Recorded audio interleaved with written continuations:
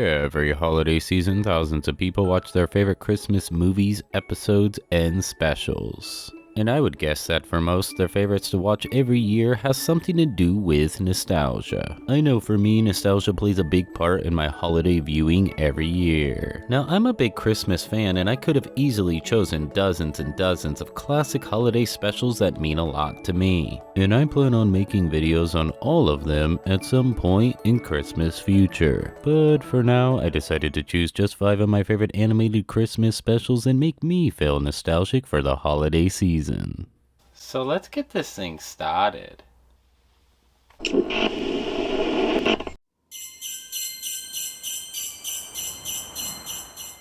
Inspector Gadget Saves Christmas is a holiday TV special released back in December 1992. Dr. Claus broken into Santa's workshop, has stolen a Santa suit, mind-controlled all the elves, locked up Santa Claus, and then takes his place, all to ruin Santa's good name. Once the children of the world get my special toys.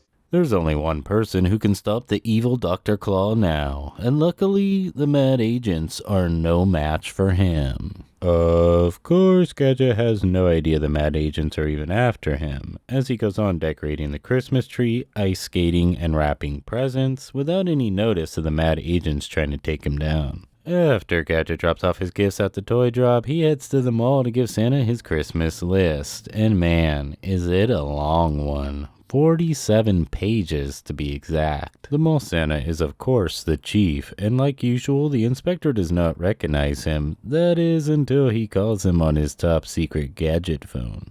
Santa, it's the top secret gadget phone. Duty calls.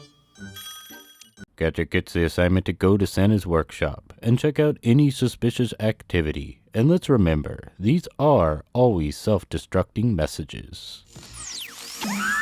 Oh no! So off to the North Pole the inspector goes, along with his niece Penny and their dog Brain. Gadget goes into the workshop to talk to the big man himself, not noticing that Santa is actually Dr. Claw in disguise. And he is literally like 2 feet away from his face, but not to worry because Penny is not fooled by this fake Santa. Dr. Claw! But before she can tell her uncle, he's off to inspect the toys, which ends with him being locked up with the real Santa. Jolly old Saint Nick tries to convince Gadget that he is the real Santa Claus, but the inspector is not buying it and puts him in handcuffs. Meanwhile, Penny has discovered Dr. Claw's evil scheme. Dr. Claw has the elves under some kind of trance. Kids won't trust Santa. How dare him, that bastard. And now it's up to her and Brain to rescue Santa with no help from Gadget, I might add. It's lowlifes like you that give Christmas a bad name. Eventually, Brain and Santa get free. And this is when things get really good. You see, he must stop Dr. Claw before he takes off with the toys and ruins Santa's good name. And the Claus is sure not going to take this lying down. Oh no, he's going to take charge, and it is awesome. Now, fellas, bash away, bash away, bash away! So Christmas is saved thanks to Santa, Penny, and Brain. And, well, I guess Gadget too. I don't know how you did it, Gadget, but you saved Christmas for the children of the world. The Inspector Gadget Christmas special is one that I unfortunately missed when it originally aired back in 1992. I would first view this classic when I got the 2001 VHS release by Lionsgate, and since then it's become a must-watch every holiday season, making this my 23rd year of watching it. About 4 years ago, I would pick up a DVD copy of this Inspector Gadget special at the Dollar Tree. Yeah, I was shocked that this classic would end up at the Dollar Tree. It made me think, wow, is this amazing Gadget special so forgotten about that it would end up here? So maybe it will never be known by the masses as a Christmas classic, but for me, it will always be a holiday special that makes me feel nostalgic for the holidays. This Hey There Nostalgic Dawn Christmas video will continue after this short break.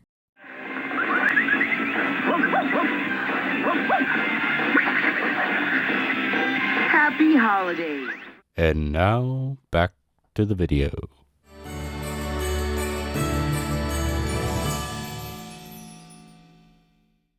He-Man and She-Ra Christmas Special was released in December of 1985. This special is a story about how Christmas first came to Eternia. It all started when Orko was messing around in the Sky Spy, and accidentally makes it blast off straight up into the sky.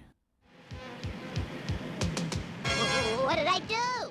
Everyone, including He-Man and She-Ra, are aware that the ship is taken off, but unaware that Orko is inside. The ship lands on Earth sometime around Christmas. He immediately sees two children, a brother and a sister, Miguel and Alicia, getting their family Christmas tree. Orko saves them from an avalanche and learns the two are lost. He decides to take them back to the Sky Spy until he can figure out how to get them back home. Meanwhile, back in Eternia, they have discovered that Orko is missing, and is more than likely on the Sky Spy, but not to worry, they end up finding the location of the ship. All they need to do is use Man-at-Arm's transport beam and they will have Orko back. He just needs some type of magical water crystal to make it work, and all will be good. Needs a Carium water crystal to power it, and there are none here on Eternia. Okay, now you can worry, but there's still hope that they can find the crystal on Etheria. Back to Orko, who's learning the true meaning of Christmas. But it's also a time when everybody thinks about peace and goodwill toward men. That's what the angel said. This makes Orko excited for Christmas, especially the presents part of it. But if he doesn't get back to Eternia, he can't spread the word and teach everyone about the Christmas spirit. It's up to She-Ra with the help of Mermista to get the crystal protected by the beast monster.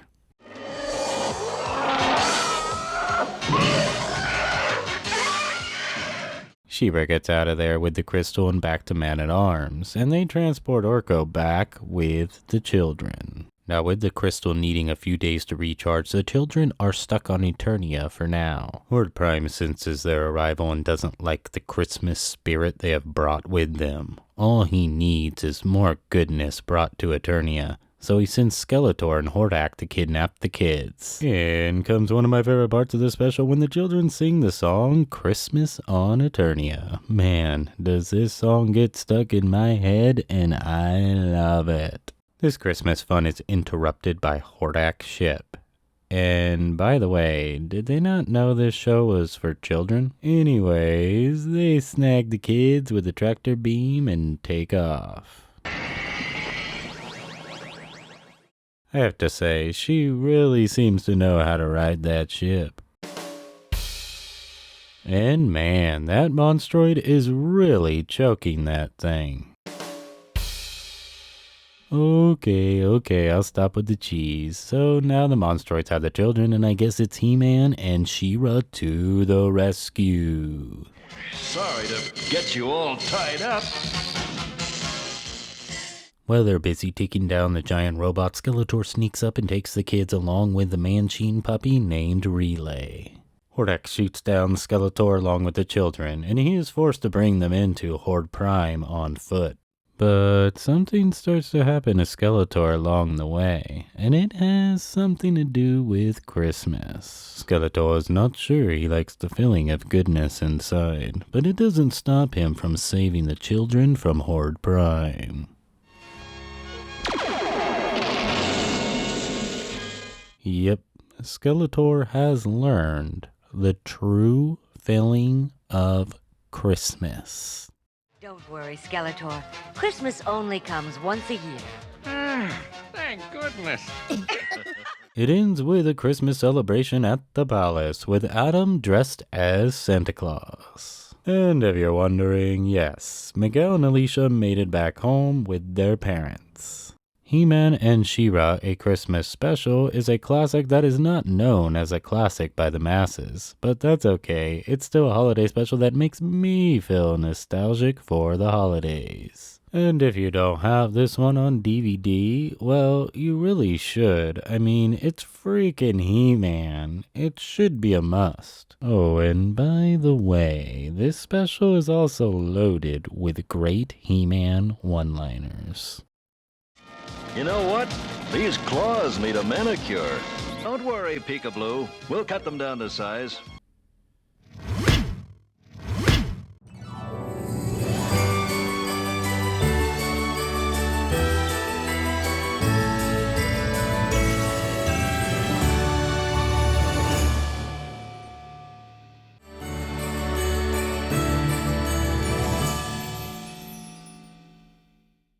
A Garfield Christmas special was released in December of 1987.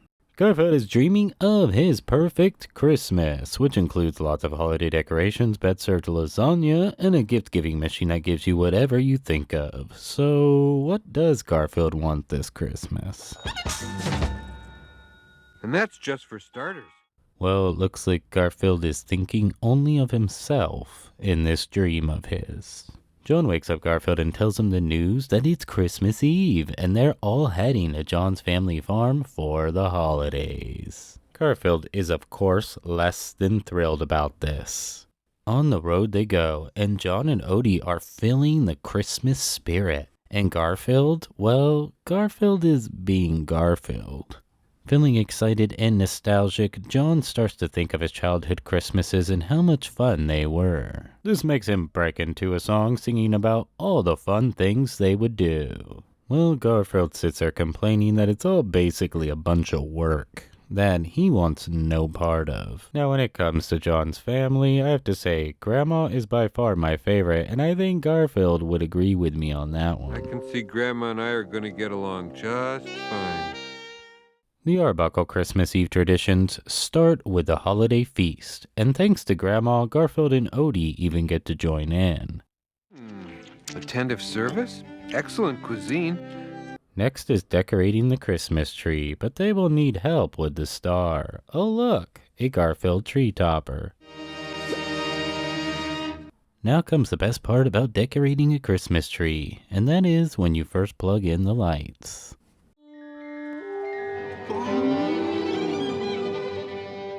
I just love these shots of them looking at the Christmas tree. I think it's awesome. The fun is not over yet. It's time for the family to sing songs around the piano. This goes into what has always been my favorite part of the special, since the very first time I seen it a long time ago. As Garfield sits on Grandma's lap, she talks about missing her late husband around this time of year, and how much he loved Christmas. This is when a holiday special based on a comic strip of a lasagna-loving cat touches that Christmas emotion inside of you. When things can touch the heart, that's usually what draws me in the most. And that's just what Grandma's story does for me. I think it was his favorite day of the year. There's still one more thing to do before bed, and that's story time. Every year they like to find out if Binky the Clown will save Christmas. When everyone is fast asleep, Odie sneaks off, and Garfield follows suspiciously. While Odie makes a gift for his feline friend, Garfield stumbles across some old letters. I don't believe it. These letters must be 50 years old. It's now Christmas morning, and John and Brother Duck Boy can't wait to open their gifts.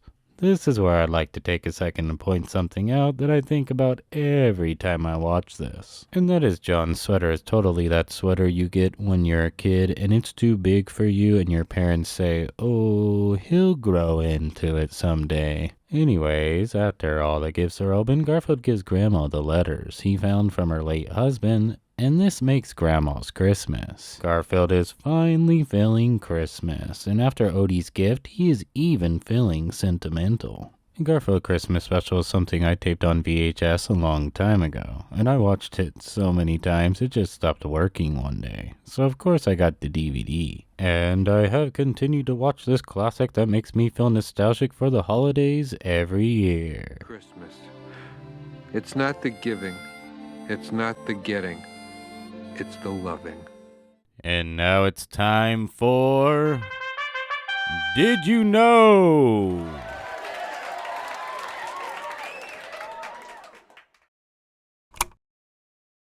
Did you know that Jim Davies' first Garfield comic strip debuted on June 19, 1978 in just over 40 newspapers? And did you know that since Jim Davies has done over 38,000 Garfield comic strips? That's right, the character would also go on to have 12 TV specials, 2 animated television shows, 76 books, over 20 video games, a few theatrical movies, and even a couple straight-to-video releases.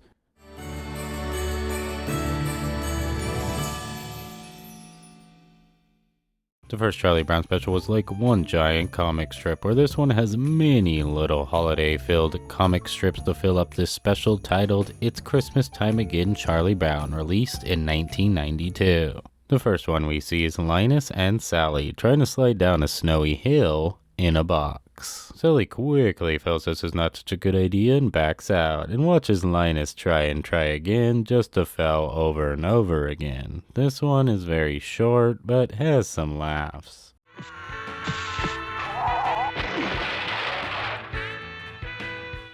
The next one has Charlie Brown selling Christmas wreaths, but there's only one problem. It's not even Thanksgiving. It seems Charlie Brown is adding to the over-commercialism of the holiday. You know, the same thing he was against on the first special?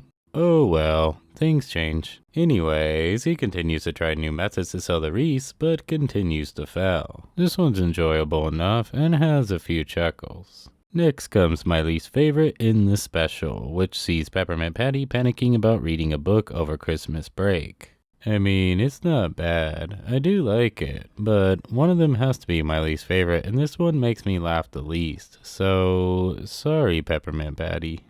You start the first chapter, sir, and I'll hold on to your head. The fourth one on this special is Snoopy Santa, which is great. I mean, who doesn't want to see Snoopy Santa? I know I do. One thing I always think during this part is, dang, the girls in Peanuts are pretty mean. That's the dumbest thing I've ever seen. See what I mean? I thought it was adorable, personally. In the next comic strip, Sally is writing a letter to Santa and Santa's wife as Charlie Brown tries to explain the true meaning of Christmas. But it doesn't seem to be getting through. Snoopy dancing with friends with candy canes? This one's short and fun.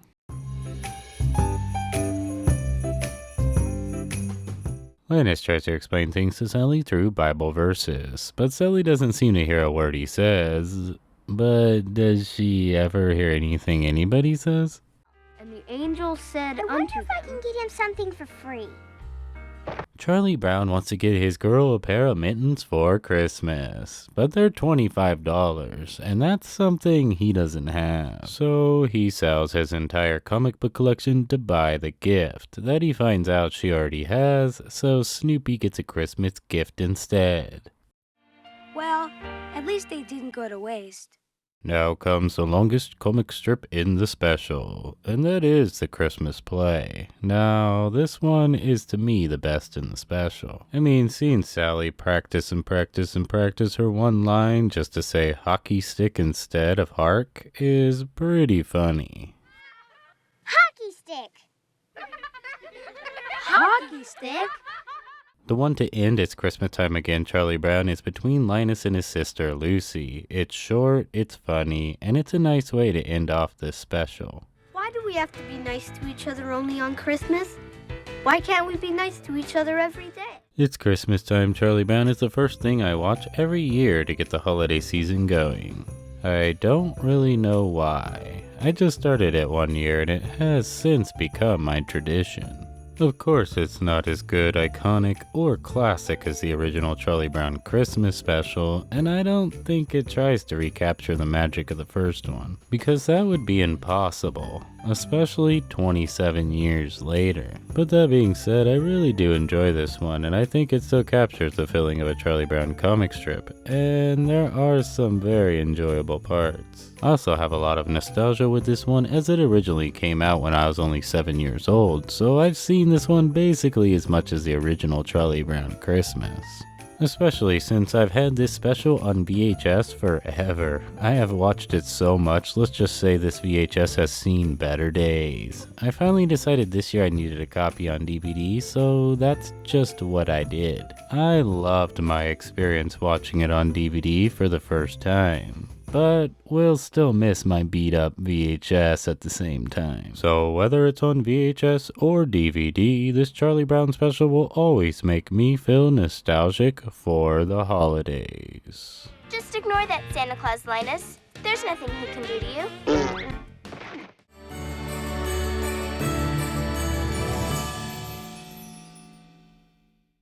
The Smurfs are getting ready for the holiday season, decorating the Smurf village and making it look very festive. No, this is not just another Christmas, it's Wild Smurf's first Christmas, which makes it extra special. Meanwhile, Grandpa Smurf and Sassette are in the human village. You see, Grandpa wanted to show Sassette how the humans celebrate the holiday season. Everything seems so fun and exciting at first, until they see someone snatching gold off of someone else. Sassette doesn't understand why humans would treat each other this way, especially during the holidays. Sassette learns more about human troubles when she sees a sad toy maker with a sick wife at home not being able to sell any toys. Grandpa and Sassette decide they're gonna make this sad toy maker's Christmas a good one, so back to the Smurf village they go. But when they arrive to tell the other Smurfs their plan, they're all too busy with their own holiday worries to care. Lonely old humans who could use some help.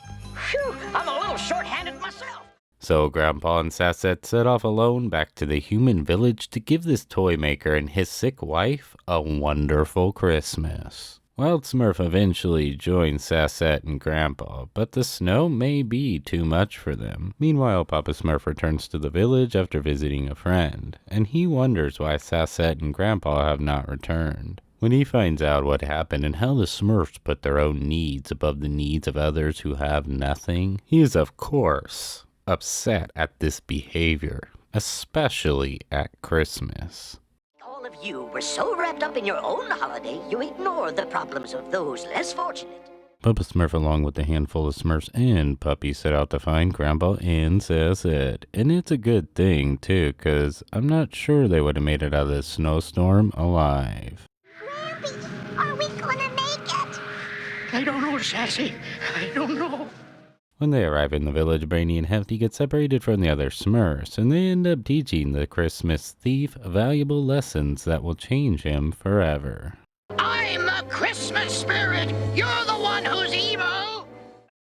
While the other Smurfs fill up the toy maker's house with holiday cheer, and it is magical. Beautiful job, my little Smurfs. But all the holiday fun is about to end when the rich man who got his gold stolen accuses the toy maker of doing the bad deed. But don't worry. Remember, Hefty and Brainy were meant to get separated from the others to complete this Christmas miracle. Oh, what a Smurfy first Christmas this has been for Wild Smurf. One I'm sure he will never forget. 'Tis the Season to be Smurfy is my favorite of the two Smurf Christmas specials. I also like the animation on this special more than anything ever done with the Smurfs. It's truly fantastic, from the falling snow, which has multiple layers, making it look really cool. It has some really good shots that you wouldn't usually see on a regular Smurf episode. The animation is truly special. Just look at this awesome shot.